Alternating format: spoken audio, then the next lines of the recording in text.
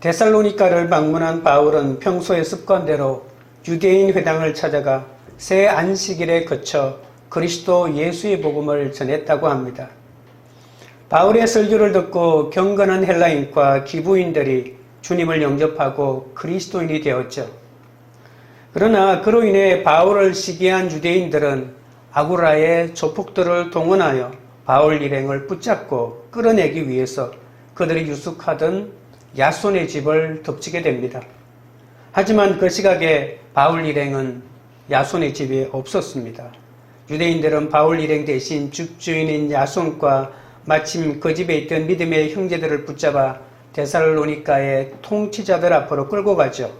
그러면서 이들은 로마 제국을 전복하고 로마 황제가 아닌 예수라고 하는 왕을 섬기는 그야말로 반역죄인들이기 때문에 이들을 그냥 둘 수 없다고 거짓 모함하면서 고발합니다.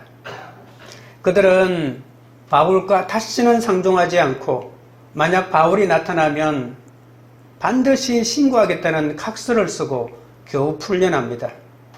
이제 하나님의 뜻대로 데살로니가로 직행한 바울 일행은 어떻게 될까요? 오늘은 베레아 사역에 대하여 살펴보도록 하겠습니다. 날마다 성경을 상고하면 첫째로 함께하는 동역자들이 있습니다. 10절입니다. 밤에 형제들이 곧 바울과 실라를 베레아로 보내니 그들이 이르러 유대인의 회당에 들어가니라. 밤이 되기까지 바울 일행은 데살로니가를 떠나지 않고 데살로니가 어딘가에 숨어서 기다리고 있죠. 바울을 시기한 유대인들이 바울 일행을 붙잡기 위해 아구라의 조폭들까지 동원하여 시가지를 누비면서 난리를 피우는 그 순간에 어디로 피해야 할지 생각이 잘 안 나 한 곳에만 머물러 있었던 것 같습니다. 그러자 믿음의 형제들이 그 사실을 알고 바울 일행을 피신시키기 시작합니다. 유대인들의 거짓 모함으로 고발당한 야손과 그 집에 있던 통치자들은 믿음의 형제들은 비록 통치자들의 강압으로 바울이 나타나면 신고하고 상종하지 않겠다고 각서를 쓰긴 했지만 누구도 밤이 이르도록 데살로니가에 있던 바울이 여기 있다고 신고하지 않았습니다. 그들이 쓴 서약서는 진심이 아니기 때문에 효력이 없었던 것이죠. 오히려 믿음의 형제들은 한마음이 되어서 오늘 본문에 있는 말씀대로 밤에라고 합니다. 이 한밤중에 바울 일행을 베레아로 피신시킵니다. 밤이라고 하는 말과 또 곧이라고 하는 말이 얼마나 급박하게 상황이 돌아가는지를 보여주고 있죠. 낮에 바울을 시기한 유대인들이 바울 일행을 붙잡기 위해 온 시가지를 들쑤서 난리를 쳤으니 그 밤에 피신하는 사람들이나 그들을 피신시키는 사람들이 잡히면 죽으니까 얼마나 절박하게 있었는지 모릅니다.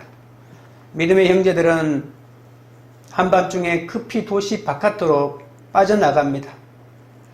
그리고 데살로니가에서 서남쪽으로 약 80km 떨어진 소도시인 베레아라고 하는 도시로 보내기로 결정하죠.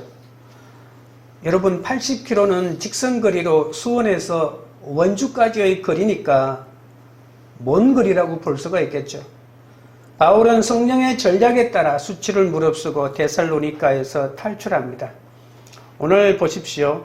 10절의 중간쯤에 나와 있는 베레아로 보내니라고 할 때 이 보내니라고 하는 단어를 보십시오. 헬라어로 에크템포라고 하는 말인데 이 단어는 신약에서 2번 사용된 말입니다.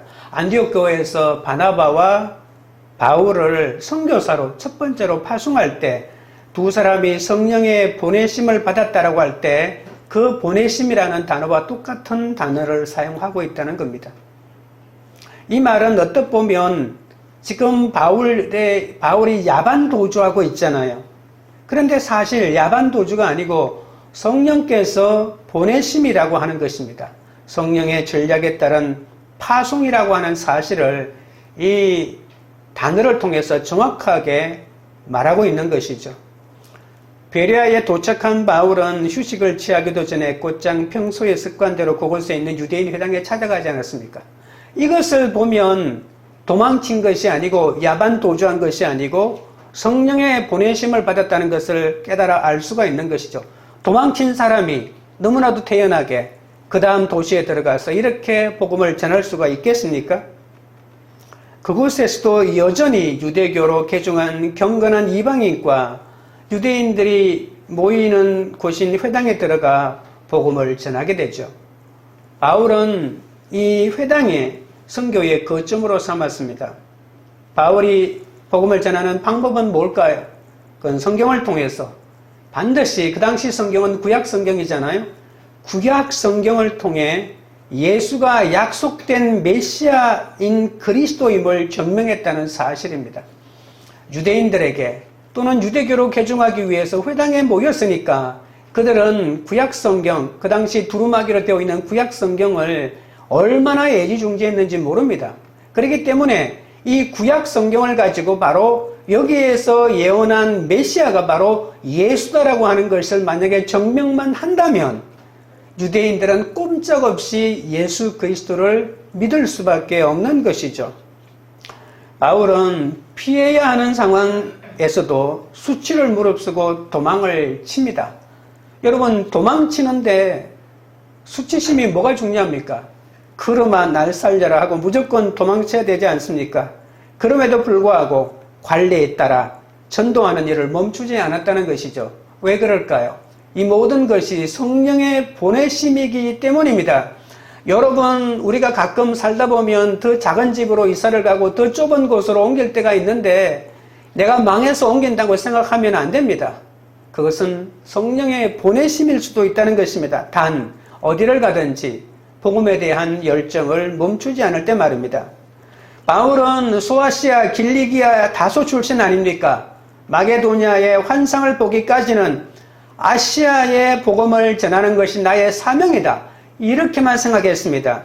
유럽까지 올 것은 생각도 못한 것이죠. 모든 길이 막히니까. 그러니까 내 뜻이 굽어지고 실패하니까 온 곳이 바로 유럽이고, 그래서 오다 보니까 데살로니가고 베레아 아닙니까? 그러니까 내 뜻이 아니었다는 말입니다.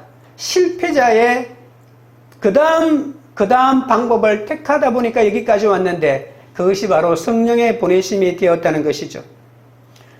그러다 환상을 보고 순종하고 마게도냐까지 오긴 왔지만 지리를 잘 몰라요. 풍습도 잘 몰라요. 문화도 낯습니다. 그런데 바울은 아는 체 하지 않았다는 것입니다. 한 번도 외국에 가보지 않았는데 목사라는 이유로 외국에 나가면 대장질을 하고 지휘자 노릇을 하려고 하면 큰일 나겠죠. 비록 바울을 도와준 사람들을 보십시오. 초신자들 아닙니까? 데살로니가에서 베레아로 피신할 때도 또 베레아에서 피신할 때도 항상 초신자들, 그 초신자들이었지만 현지에서 간 예수를 믿은 지체들이 시키는 대로 따르고 있는 바울의 모습을 보십시오. 이처럼 성령의 사람은 자신이 모를 때는 모른다는 것을 솔직하게 인정합니다. 아니, 모르는 것이 당연하지 않습니까? 그리고 자신 밑에 있는 제자나 형제라 할지라도 순종하는 모습을 보여줍니다. 그러나 바울이 원칙도 없이 순종한 것은 아닙니다. 바울의 순종의 원칙은 복음의 유익이 되어야 합니다. 자신의 유익을 위하지 않고 오직 복음을 위한 삶을 살아갔기 때문에 나의 이 선택이 조금이라도 복음의 유익이 되고 복음의 전진을 위하여 도움이 된다면 그것을 고난한 사람이 누구든지 상관하지 않고 순종하고 따라갔던 것입니다. 세대 차이가 나도 고리타분하지 않고 바울은 절대로 독불장군처럼 굴지 않았습니다. 단 복음을 위하여, 진리를 위하여는 어떤 누구와도 맞서 싸우지만 그것이 아니라면 그는 언제든지 자신을 낮추고 자신의 생각을 포기했던 사람입니다. 복음의 진보를 위하여 늘 다른 사람들과 협력하는 사람, 그 사람이 바로 바울입니다. 여러분, 다른 사람과 협력을 하는 사람이라는 말은 무엇입니까? 그것은 바울만큼 동역자를 중시한 사람이 없다는 말이죠. 데살로니가 성도들과 베레아 성도들은 이것을 너무나도 잘 알고 있었습니다. 그래서 바울이 부탁하지 않았는데도 알아서 주도적으로 바울을 도와주지 않습니까? 완전히 어린아이를 피신시키듯이 그들이 적극적으로 주도적으로 어디로 가야 할지, 몇 시에 가야 할지, 어떤 경로로 가야 할지 다 주도적으로 준비하고 실행하고 있는 모습을 볼 수가 있습니다. 유대인들이 그렇게 죽이려고 하는데도 바울을 돕는 사람들이 곳곳에 나타난 이유가 뭐겠습니까? 어떤 누가 나타나도 복음의 진보를 위한 일이라면 협력하고 그들의 말에 순종하는 이 바울의 모습이 있었기 때문에 이렇게 위험한 순간마다 나타나 바울을 도와주는 사람이 있는 것입니다. 협력하는 하나님의 사람이 있는 것이 공동체 아닙니까? 그래서 바울은 어디를 가든지 여전한 방식으로 전도의 사명을 감당할 수 있었습니다. 여러분, 툭불장군이 복음을 잘 전하는 것이 아닙니다. 나만 따르라고 외치는 자가 복음을 잘 전하는 자가 아니라 어디에 있든지 함께하는 동역자가 귀함을 알고 그 동역자의 인도함에 순종하고 따라갈 수 있는 사람, 그 사람이 바로 날마다 성경을 상고하는 자입니다. 둘째로 적용 질문 드립니다. 여러분은 구원을 방자하는 독불장군입니까? 아니면 순종하고 협력하는 동역자입니까? 날마다 성경을 상고하는 둘째는 간절한 마음으로 말씀을 받습니다. 11절입니다. 베레아에 있는 사람들은 데살로니가에 있는 사람들보다 더 너그러워서 간절한 마음으로 말씀을 받고 이것이 그러한가 하여 날마다 성경을 상고하므로. 바울이 만난 베레아 사람들은 데살로니가 사람들보다 더 너그러웠다고 합니다. 옛날 성경에는 신사라고 이렇게 표현합니다. 신사적이다라고 표현했죠. 너그럽다라고 하는 말은 헬라 원어로 뜻을 살피면 고결하다는 그런 뜻입니다. 베레아 사람들은 예의도 있고 지성도 있었다는 말이죠. 바울이 회당에서 만난 사람들은 평소에도 이 고결한 성품과 생각을 지닌 사람들이었습니다. 그러니까 바울이 전하는 복음을 근성으로 듣지 않고 복음의 말씀을 간절한 마음으로 받았다는 것이죠. 말씀에 대한 태도가 신실했다는 것입니다. 진리에 대하여 자발적인 열성을 지니고 있을 정도로 고결한 심정의 소유자들입니다. 바울이 전하는 복음의 말씀을 간절한 마음으로 받는 것으로 그치지 않고 이것이 그러한가 라면서 날마다 성경을 또한 상고했습니다. 상고하다라고 하는 이 원어는 탐색하다, 심사하다, 조사하다, 신문하다 그런 뜻입니다. 강렬한 의지를 갖추고 반복하다는 접두어 아나라고 하는 말과 구별하여 판결하고 결정한다라고 하는 크리논이라고 하는 단어가 합쳐져서 아나크리논이라는 단어가 된 것이죠. 그러니까 판사가 재판을 위해서 증거물들을 꼼꼼하게 반복해서 살펴보고 난 다음에 판결한다 그런 뜻입니다. 섣불리 결단한다는 말이 아니죠. 성경에 대한 지적 호기심이나 신학적인 흥미를 충족시키기 위함이 아니라 간절한 마음으로 말씀을 받고 그들이 들은 메시지가 성경의 지지를 받고 있는지 아닌지를 너무나도 상세하고 깊이 생각하고 연구함으로써 검증하는 태도를 아나크리논이라고 말합니다. 그들은 받아들인 말씀이 진짜인지 하여 성경을 열심히 읽었겠죠. 그리고 읽은 말씀 가운데 가슴에 들어오는 말을 계속해서 묵상했을 것입니다. 그러나 베레아 사람들은 너그럽기 때문에 말씀을 간절히 받은 것이 아니라 말씀을 간절한 마음으로 받고 성경을 상고했기 때문에 정말 너그러운 사람이 된 것이죠. 고품격의 신사는 말씀에 열린 마음으로 말씀을 받고 그것이 진짜인지 늘 묵상하는 사람이라고 말할 수가 있는 것이죠. 베레아 사람들은 말씀을 대하는 열정도 어떠이었지만 날마다 성경을 상고하는 습관이 몸에 배어 있는 사람이라는 것이 더 놀랍지 않습니까? 성경을 연구하는 사람도 기가 막힌 사람들이지만 매일매일 조금씩이라도 말씀을 묵상하는 것이 더 중요하다는 사실을 오늘 본문을 통해서 우리가 깨달아야 합니다. 그들은 바울이 전하는 나사렛 예수가 과연 구약 성경이 예언한 메시아인지 확인하기 위해서 날마다 성경을 상고했다는 그런 뜻이죠. 나사렛 예수는 인간의 죄값을 대신 치르기 위해 반드시 죽어야만 했고 인간을 영원히 살리기 위해 반드시 부활하셔야만 했다는 이 말이 믿어질 때까지 성경을 묵상했다는 그런 뜻입니다. 로마 황제의 황궁에 메시아가 태어난 것이 아니라 나사렛 총구석의 외양간 구유에서 태어나 로마 변방 중에 변방인 갈릴리 빈민들과 어울려 살았던 그야말로 나사렛 예수가 메시아다라고 하는 이 사실이 구약 성경에서 증언하고 있다. 이 예수가 구약 성경에서 그렇게 말했던 메시아다라고 하는 이것이 정말 맞는지 안 맞는지 그들은 일일이 성경을 맞추어 살펴보았다는 뜻입니다.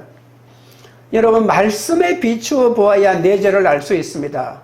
세상 사람들은 자기한테 잘해주면 의인입니다.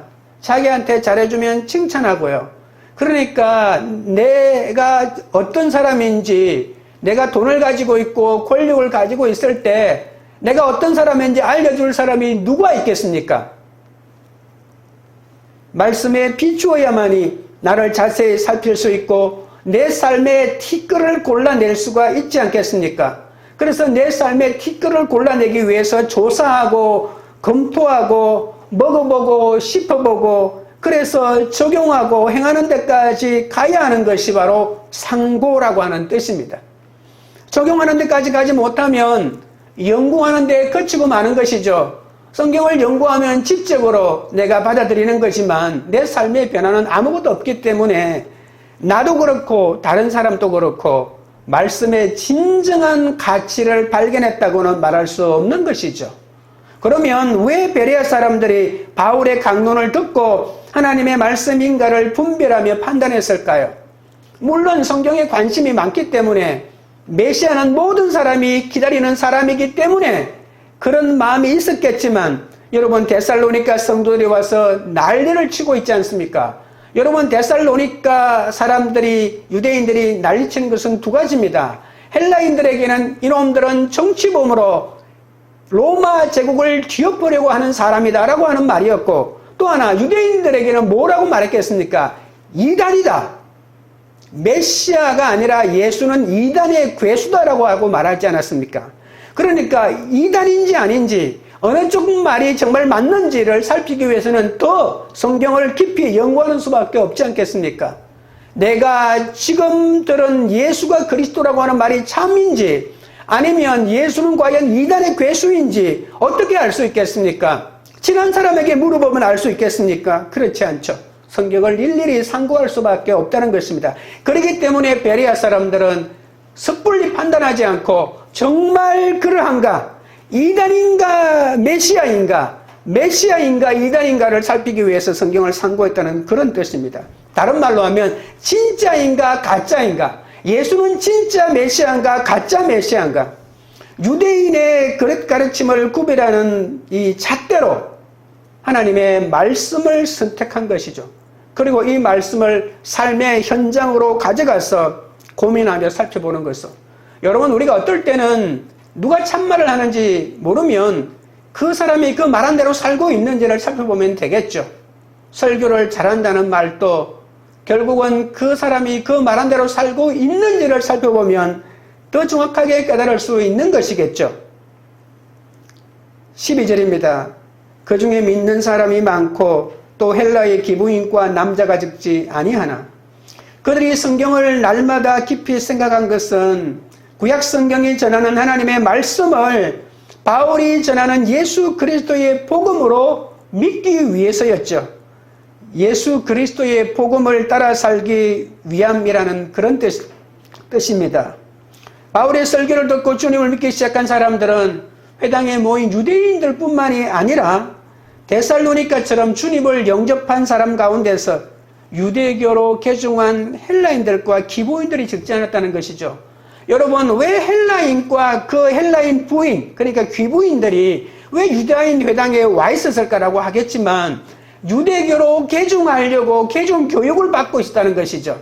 새신자 교육을 10주간 받는다든지 뭐 이렇게 유대회당에서 일정한 기간 동안에 교육을 받고 통과하면 유대교로 개정으로 인정해 주는 것이죠. 유대교 개종 교육을 받고 있는 사람들이 느닷없이 예수가 그리스도라고 이렇게 가르치고 있는 것이죠. 여러분, 그들은 구약 성경에 대한 지식이 짧을 것입니다. 그러나 그들의 짧은 구약 성경 지식이지만 그걸 가지고 정말 바울이 인용한 성경 구절이 메시아를 가리키는 것이고 그것이 예수인가를 면밀하게 그들이 살펴보았다는 것이겠죠. 그래서 결론에 이르러 바로 예수가 그리스도라고 하는 것이 믿어졌고 나는 유대교에 머무는 것이 아니고 과감하게 예수 그리스도를 믿는 그리스도인이 되었다는 뜻입니다. 그 중에 헬라인들과 기브인들이 적지 않았다는 것이죠. 바울이 전하는 복음을 듣고 성경을 깊이 생각하면 할수록 바울이 전한 예수 그리스도 안에서 당신을 계시하신 삼위일체 하나님을 믿지 않을 수가 없었다는 말입니다. 그들이 그동안 지녀왔던 세상 사고방식의 울타리를 치고 삶의 우선순위를 위에 계신 하나님에 두지 않고 살지 않았습니까? 그런데 그들은 날마다 하나님의 말씀을 깊이 생각하면서 새로운 피조물로 살아가는 그들의 시간이 날마다 새로워지는 그 놀라운 찰나를 경험했던 것입니다. 바울이 유대인 회당에서 만난 베레아 사람들은 데살로니가 사람들과 비교했을 때 훨씬 더 너그럽고 다른 말로 하면 고결한 생각과 심령을 지니고 있다고 생각합니다. 그들이 지닌 구약 성경을 날마다 깊이 생각하였고 나사렛 예수에 대하여 정확하게 다시 한 번 더 생각했던 것이죠. 꿀보다 더 단 하나님의 말씀을 날마다 상고하는 자만이 진정으로 복 있는 사람입니다. 티를 골라내기 위해 조사하고 검토하고 먹어보고 씹어보면서 삶의 가저와 분석까지 해본다고 하지 않았습니까? 그러다 보니까 예수가 그리스도인 것이 깨달아지게 된 것입니다. 간절함으로 상고하면 이렇듯 올바른 판단을 할 수 있습니다. 그러니 베레아에 있는 사람들이 많이 예수를 믿을 수밖에 없는 것이죠. 주경 질문 드립니다. 여러분은 날마다 고난 중에 간절한 마음으로 말씀을 묵상하십니까? 아니면 오늘 또 무사히만 빌며 하나님을 찾습니까? 셋째는 사명의 길을 멈추지 않습니다. 13절입니다. 데살로니가에 있는 유대인들은 바울이 하나님의 말씀을 베레아에서도 전하는 줄을 알고 거기도 가서 무리를 움직여 소동하게 하거늘 베레아에 있는 많은 유대인과 헬라인들이 바울의 설교를 듣고 믿었다는 소식이 데살로니가에 전해집니다. 어떻게 전해졌을까요? 아마도 베레아에서 바울의 설교를 들은 한 유대인이 80km를 달려가면서 바울이 베레아에 출현했다라고 소식을 알리지 않았을까요?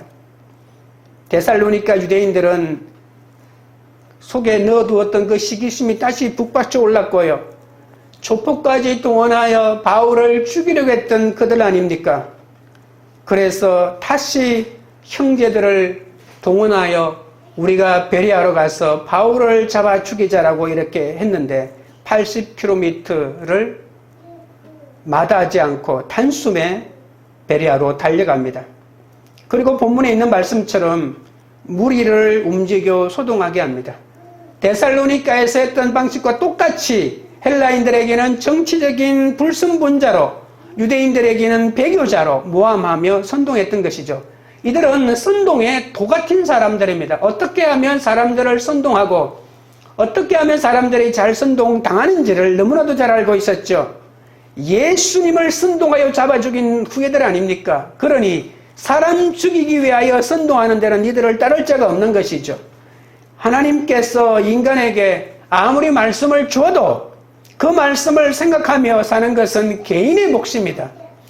누가 내 대신 생각해 주지 않는다는 말입니다. 바울이 베레아에 나타났다고 전한 사람이나 그 말을 듣고 베레아를 찾아와 바울을 해치려는 데살로니가 사람들이나 모두 하나님의 선민이라고 내세우는 사람들 아닙니까? 그들은 태어날 때부터 유대교인이었고 어릴 때부터 엄격한 유대교 율법의 훈련과 전통 속에서 살았습니다. 그들의 종교적인 훈련과 전통에 대한 열정은 이 세상 어떤 민족도 따라올 수 없습니다. 하지만 그들은 바울의 설교를 듣고 과연 예수가 구약 성경에 예언한 메시아인가를 확인하기 위한 어떠한 간절함도 말씀에 대한 상고도 없었습니다. 그들은 빛되신 주님에 맞서며 오히려 더 깊은 짙은 어둠 속에 살고 있었던 사람들입니다. 여러분, 지금도 복음을 전하면서 목숨의 위협을 당하는 선교사님들이 있습니다. 신학을 공부했다는 사람들이 이렇게 질문합니다. 선교는 일종의 종교 침략이고 문화 침략이 아닙니까? 역사를 보면 그것을 빙자하여 정치적으로 약소국가를 식민지화했던 시대가 있지 않습니까? 그리고 인류학자는 이렇게 말합니다. 모든 민족이 그들 고유의 방식대로 살고 그 나라의 전통을 따르는 것은 나쁜 것이 아닙니다. 그런데 왜 그리스도인들이 자꾸 가서 그들의 전통을 버리라고 하고 있습니까? 라고 이렇게 비난합니다. 여러분, 복음을 전하는 것은 그런 차원이 아닙니다. 타 민족에게 가서 복음을 전하는 것은 그들의 고유의 전통이나 사회나 문화나 정치를 무너뜨리기 위해서가 아닙니다. 사도행전 4장 12절에 말씀하신 것처럼 누구든지 예수 그리스도가 아니고서는 구원을 얻을 이름이 없기 때문이고 예수 그리스도가 진리이기 때문입니다. 만일 예수를 믿지 않아도 선을 행해서 구원을 얻을 수 있다면 왜 이렇게 생명을 걸고 모든 것을 포기하고 전도할 필요가 있겠습니까? 전도는 정복하는 것이 아닙니다. 물론 역사상 십자군이라고 하는 아픈 역사가 있죠. 이것은 통렬하게 기독교가 회개해야 할 것입니다. 우리는 다른 민족이나 다른 종교를 정복하는 것이 아니라 오직 예수 그리스도의 이름을 전하기 위하여 열방으로 가는 것이죠. 14절입니다. 형제들이 곧 바울을 내보내어 바다까지 가게 하되 실라와 디모데는 아직 거기 머물더라. 데살로니가의 유대인들은 어떻게 하면 대중을 손쉽게 선동할 수 있을지 잘 알고 있었기 때문에 베레아 사람들을 쉽게 선동해 넘어가게 합니다. 유대인들의 기세가 얼마나 살기 등등한지 도시가 습기르게 되자 베레아 성도들은 바울을 또다시 탈출시킵니다. 오늘 이 14절에도 내보내니라고 합니다. 아까 우리가 10절에 보았던 보내니라고 하는 말과 똑같습니다. 사명을 위해서 성령이 바울과 실라를 파송하고 바울과 바나바를 파송하듯이 성령께서 파송했다는 그런 뜻의 단어를 도망치는 바울에게 사용하고 있다는 말입니다. 그러니 아까처럼 도망치는 것이 아니고 야반도주가 아니고 성령에 의하여 파송되는 겁니다. 베레아 사람들이 말씀을 더 좋아하고 날마다 성경을 상고하는 사람들이니까 얼마나 바울 같은 목회자를 보내기 싫었겠습니까? 이런 목회자를 어떻게 만날 수가 있겠습니까? 만나서 말씀을 들으면 내 속에 생수의 강이 넘쳐 흐르고 하늘의 평화가 임하고 왜 내가 사는지를 알게 되고 이 세상의 모든 이치가 깨달아지는 이 스승을 왜 내가 지금 보내야 되겠습니까? 그런데 이들은 성령의 사람들 아닙니까? 성령이 지금 보내시고 있지 않습니까? 그러니까 이들도 역시 사도 바울이 자신의 유익을 구하지 않고 복음을 위하여 믿는 사람을 구원하기 위하여 세상에 어디든 나가는 것처럼 바울 위대한 서성, 일생 동안 한 번 들을까 말까 볼까 말까 하는 그 서성을 자기 유익을 구하지 않고 성령의 보내심에 따라 협력하고 있는 그들을 우리가 볼 수 있습니다. 형제들은 급히 바울을 바다로 보냅니다. 바다는 항구인 베레아의 외양을 말합니다. 그 급박한 가운데서도 바울은 실라와 디모데를 그대로 베레아에 남겨두고 혼자 갔다고 합니다. 빌립보에 누가를 보내고 나온 것처럼 바울은 그렇게 쫓겨나오듯이 급히 나왔지만은 실라와 디모데를 베레아에 남겨두고 홀로 나왔던 것입니다. 하루하루 일촉즉발의 긴장의 연속 아닙니까? 홀로 떠나는 바울도 유대인의 박해가 시작된 베레아에 남은 실라와 디모데도 각각 자기에게 맡겨진 사명의 자리를 지키고 있습니다. 위험을 감수하면서도 공동체를 위해서 자기 역할을 다하고 있는 모습 감동적이지 않습니까?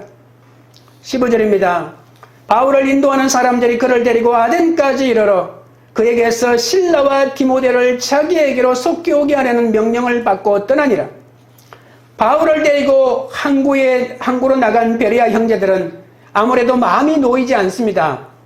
다급한 상황에서 항구에 도착한 그들은 어느 배가 어디로 가는지 따질 형편이 아닙니다. 항구에서 가장 먼저 빨리 출항하는 배를 타야만 했습니다.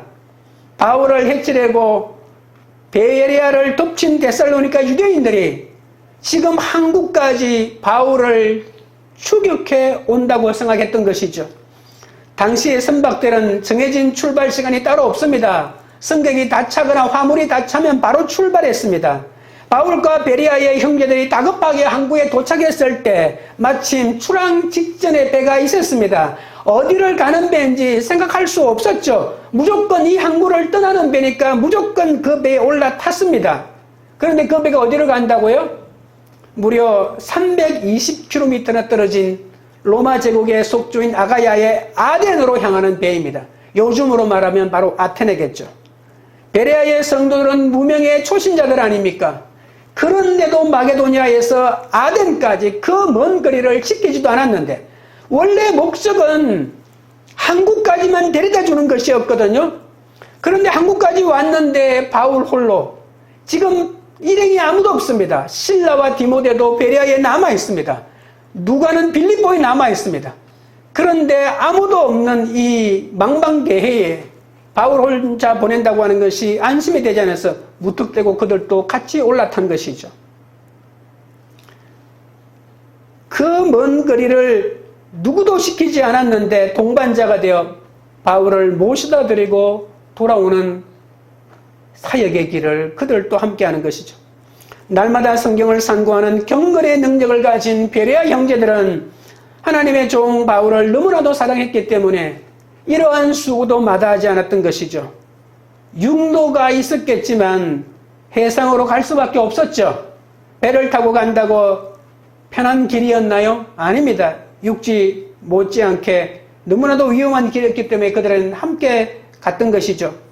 성령의 공동체에 속한 모든 지체가 무리가 되어 형제가 되어서 복음을 전하는 사명의 일을 멈추지 않고 걸어가는 것이죠. 그러니까 여러분 사도행전을 보면 바울 혼자 복음을 전한다고 누가 바울이 전할 수 있겠습니까? 바울은 하나님 앞에서 모든 것이 자신을 도왔던 사람들의 공이었고 그 사람들을 불러일으킨 것은 바로 주님이었다고 말하지 않았을까요? 바울은 아덴에 도착하여 베레아로 되돌아가는 믿음의 형제들에게 이렇게 말합니다. 베레아에 남겨진 실라와 디모데를 속히 이 아덴으로 오게 해달라고 부탁합니다. 여러분 사실 바울이 어디를 가는지 항구에서 순식간에 결정한 일이잖아요. 그러니까 실라와 디모데는 바울이 아덴으로 갔는지 전혀 알 수 없습니다. 만약에 그 먼 외국에서 아무 연락할 것도 없는데 그렇게 헤어지면 이제 몇 년 동안 못 만날 수도 있지 않겠습니까? 그래서 함께 온 그들에게 내가 아덴에 있으니 그들에게 가서 맡은 바 임무를 끝내고 아덴으로 오라고 말했던 것입니다. 바울이 베레아에서 아덴으로 피신할 때 실라와 디모데를 동행하지 않고 그들을 베레아에 그대로 머물게 한 이유는 무엇일까요? 아덴으로 오라는 바울의 전가를 받은 실라와 디모데가 아덴에 바울에게 이르자 바울은 이번에는 디모데를 데살로니가로 다시 보냅니다. 그리고 실라와 디모데는 고린도로 내려가서 바울과 다시 합류합니다. 바울은 아덴에서 실라도 베레아도 다시 보냅니다. 베레아로. 이렇게 성령의 사명을 감당하기 위해서 보내는 사역을 반복합니다. 베레아로 보내고 데살로니가로 보내고 빌립보로 보내고 다시 베레아로 보내고 끊임없이 바울이 자기가 가고 싶었지만 자신이 가면 각서를 썼던 사람들이 큰 곤욕을 치르기 때문에 그렇게 하지는 못하고 바울은 객지에 홀로 모든 불편을 감수하면서도 혼자 있으면서도 자신의 사역자들을 동역자들을 보내는 사역을 멈추지 않았던 것입니다. 이 모든 것이 그 도시에 남아있는 그리스도인들 초신자들을 돌보고 양육하기 위해서 하나님의 사람들이 헌신하며 돕는 길 아니겠습니까? 아시아 드로아에서 마게도냐 사람의 환상을 보고 유럽 대륙 마게도냐로 건너간 바울은 마게도냐의 빌립보, 데살로니가, 베레아에서 단지 예수 그리스도의 증인으로 복음을 전했다는 이유 하나만으로 태형을 당하고 감옥에 갇히고 급박하게 쫓겨다니는 힘겨운 삶을 살아가고 있습니다. 영원한 생명을 얻는 일인데 어찌 대가를 치르지 않겠습니까? 세상을 위하여 대가를 치르는 것은 억울한 일이겠지만 하나님을 위하여 대가를 치르는 일은 고통 중에도 영광이 된다는 사실을 아십니까? 바울은 이것을 너무나도 잘 알았기 때문에 자신의 호흡이 있는 동안 소명의 길을 포기하지 않고 끝까지 달려갑니다. 데살로니가의 유대인들이 바울을 내치려 베레아를 덮치자 바울은 뜻하지 않게 마게도냐 땅을 넘어 아가야 땅의 아덴으로 갔습니다. 그 결과로 어떤 일이 벌어졌습니까? 아까 살펴본 것대로 아덴에도 복음이 전해집니다. 그리고 바울이 아가야 땅인 아덴으로 갔기 때문에 또 다른 아가야의 큰 도시인 바로 옆에 있는 고린도로 갈 수 있지 않았습니까? 바울이 고린도를 갔기 때문에 고린도 전후서가 신약성경에 포함되었고 로마 제국인 심장인 로마에 가서 복음을 전해야 되겠다라고 하는 마음이 그 바울의 마음속에 들어오지 않았습니까? 바울은 계속되는 박해와 모함과 고난 속에서 이 땅에 진리의 빛을 확산시키려는 주님의 뜻을 이루어 갔습니다. 바울은 단 한 번도 내가 주님에게 내 인생을 드렸는데 하나님 당신이 주님이 나에게 해준 인생이 고작 이것입니까? 이렇게 반문하지 않았습니다. 어떤 원망도 하나님에게 하지 않았습니다. 자신이 당하는 모든 상황으로 당신의 백성들을 한치의 오차도 없이 정확하게 구원해내시는 하나님의 구속을 경험했기 때문 아닐까요? 그래서 모진 박해와 어처구니 없는 모함과 뼈를 깎는 고난 중에서도 항상 기뻐하며 감사할 수 있었습니다. 진릴 만큼 집요하고 끈질긴 방해와 괴롭힘에도 그 길을 멈추지 않게 하신 분은 바울의 의지가 아니라 오직 우리 주 예수 그리스도이십니다. 집요하게 공격하는 유대인 지도자들에게 예수님께서는 내 아버지께서 일하니 나도 일한다라고 말씀하신 것을 본받아 바울도 주님께서 지금 일하고 계시니 내가 어찌 멈출 수 있겠습니까? 라고 말하고 있는 것이죠. 보잘것없는 자신을 통해 주님의 신묘막측한 구원의 섭리가 이루어짐을 생각하면 할수록 자신이 주님의 도구로 쓰임받는 것보다 더 기쁘고 감사한 일은 없는 것입니다. 우리가 아무리 하나님을 믿는다고 고백해도 참 그리스도인으로 살지 않으면 우리의 종교적인 훈련과 열심은 오히려 우리의 영성을 해칠 수밖에 없습니다. 그러면 우리는 데살로니가 유대인처럼 자신도 모르게 누군가를 해치는 악한 도구로 사용될 수밖에 없는 것이죠. 우리가 가정과 교회와 세상에서 말씀과 가정 중수 사명의 길에서 중도에 포기하지 않고 완주하는 것은 주님이 동행해 주시기 때문입니다. 이것이 하나님 보시기에 최고의 고품격의 인생이자 성령의 사람이 살아가는 그야말로 너그러운 신사의 삶이 아니겠습니까? 박해를 받는다고 해도 복음 전파가 막히거나 중단되지 않고 오히려 다른 지역으로 복음의 지경이 더 확장되고 있습니다. 마찬가지로 성도의 고난은 낙심하고 좌절하라고 준 것이 아닙니다. 도리어 그로 인해서 다른 사람들의 고통을 채우라고 오히려 다른 사람을 살리는 약재료로 사용하라고 나에게 고난을 준 것 믿습니까?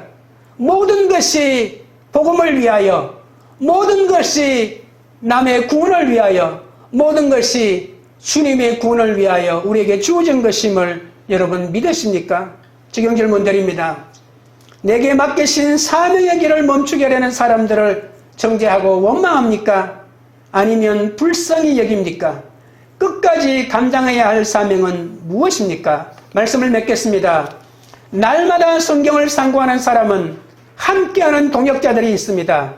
독불장군처럼 자신만이 옳다며 나를 따르라고 강요하지 않고 모든 일을 협력합니다.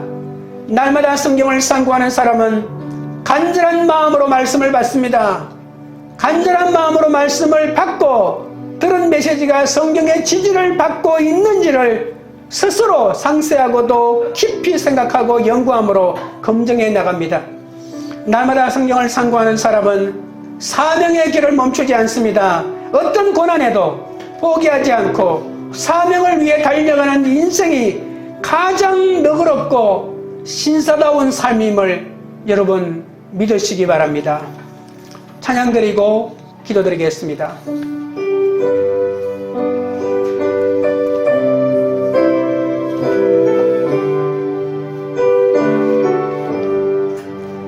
나의 영원하신 기업 생명보다 귀하다.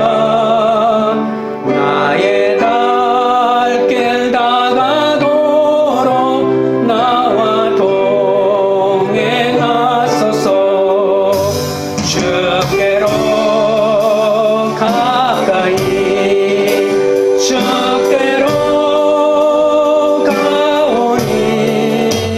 나의 갈 길 다가도록 나와 동행하소서. 세상 국이 아니람과 모든 명예 버리고 험한 길을 가는 동안 나와 주께로 가까이 주께로 가오니 나의 갈 길 다가도록 나와 동행하소서. 어느 골짝 지나가며 험한 바다 건너서 천국 문에 이르도록 나와 동행하소서.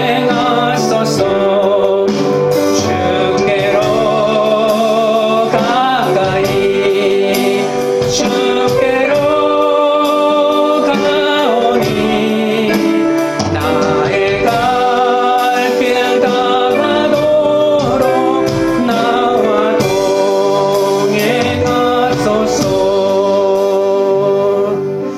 여러분 기도하실 때 구원을 빙자하는 독불장군처럼 굴지 않게 하시고 모든 일에 순종하고 지체들과 협력하며 통역하게 해달라고 기도하겠습니다. 오늘만 무사히만 빌며 세상 가치를 이루게 위해서 하나님을 찾는 것이 아니라 날마다 고난 가운데서도 간절한 마음으로 말씀을 묵상하게 해달라고 기도하겠습니다. 내게 맡기신 사명의 길을 멈추게 하려는 사람들을 정죄하고 원망하지 않게 해달라고 기도하고 오히려 그들을 불쌍히 여기며 나에게 주어진 사명의 길을 끝까지 감당하게 해달라고 주의 세 번 부른 다음에 기도하며 나가겠습니다. 주여 주여 주여. 거룩하신 하나님 우리 아버지여, 구원을 빙자하여 독불장군처럼 볼 때가 얼마나 많았는지 모릅니다. 용서하여 주시옵소서. 이제는 모든 일에 순종하고 아버지 하나님이여 협력하는 동역자가 되도록 아버지 하나님의 은혜를 도하여 주시옵기 바라옵나이다. 세상 가치를 이루기 위하여 오늘만 무사히 일하며 빌며 하나님을 찾을 때가 너무나 많았습니다. 아버지 하나님, 이제는 날마다 고난 가운데서도 간절한 마음으로 말씀을 묵상할 수 있도록 우리 아버지 하나님이여 은혜를 도하여 주시옵소서. 내게 맡기신 사명의 길을 멈추려 하는 사람들을 정죄하고 원망만 하지 말게 하여 주옵소서. 오히려 그들을 불쌍히 여기고 그들이 막는다고 막아지는 일이 아님을 깨닫게 하여 주시고 아버지 하나님의 끝까지 사명을 감당하기 위하여 달려가는 하나님의 사람이 되도록 우리 아버지 하나님이여 역사하여 주시고 우리 아버지 하나님 붙잡아 주시고 우리 아버지 하나님께서 인도하여 주옵소서. 오 거룩하신 아버지여, 고맙고 감사합니다. 하나님 아버지, 사도 바울은 어디를 가든지 여전한 방식으로 전도의 사명을 감당할 수 있었던 것은 아래 사람이라고 해도 아는 체 하지 않고 순종했기 때문이라고 했습니다. 그런데 저는 독불장군처럼 모든 사람이 내 결정에 순종해 주기만을 바라고 행동할 때가 많았사오니 용서하여 주옵소서. 어떤 상황에서도 나의 유익을 구하지 않고 복음의 진보를 위하여 다른 사람에게 순종하며 협력할 수 있도록 붙들어 주시옵소서. 베레아 사람들은 말씀을 받을 때 쉽게 단정하지 않고 그런가 하여 날마다 성경을 상고했다고 합니다. 하나님을 믿는다면서도 하나님의 말씀과 하나님의 섭리를 깊이 생각하지 않고 종교적인 열성이 뜨거운 것만 믿음이라고 착각하면서 살아싸우니 불쌍히 여겨 주옵소서. 종교적인 훈련에만 열중하지 않고 날마다 성경을 상고하는 습관으로 말씀대로 믿고 살고 누리게 하옵소서. 내 삶의 티를 골라내기 위하여 조사하고 검토하고 먹어보고 싶어보며 또 삶의 가치와 분별하여 오직 예수가 그리스도임을 깨닫는 아버지 하나님의 삶이 되게 하여 주옵소서. 바울은 가는 곳마다 유대인들에게 쫓겨다녔지만 그것이야말로 성령님의 보내심이라고 했습니다. 진릴만큼 유대인들의 집요하고 끈질긴 방해와 괴롭힘 속에서도 멈출 줄 모르는 바울이 전한 복음은 온 유럽으로 퍼져나갔습니다. 우리도 이 땅을 보지 말고 하늘을 보게 하시고 우리 자신만 보지 말고 그리스도만을 보면서 사명을 감당해 나가게 하여 주옵소서. 비록 우리 앞에 전혀 뜻밖의 상황이 전개된다 할지라도 우리를 주님의 선한 도구로 사용하셔서 한치의 오차도 없이 주님의 뜻을 이루고 계시는 주님으로 인하여 항상 기뻐하며 감사하는 삶을 살게 하옵소서. 광교리들 교회가 더 깊이 성경을 상고하여 사명의 길을 멈추지 않는 성령의 너그러운 사람이 되는 공동체가 되게 하옵소서. 각자가 독불장군이 아닌 믿음으로 이타적인 협력을 하는 너그러운 사람이 되게 하셔서 오로지 구원을 위해 나아가는 공동체가 되도록 역사하여 주시옵소서. 예수 그리스도 이름으로 기도드리옵나이다. 아멘.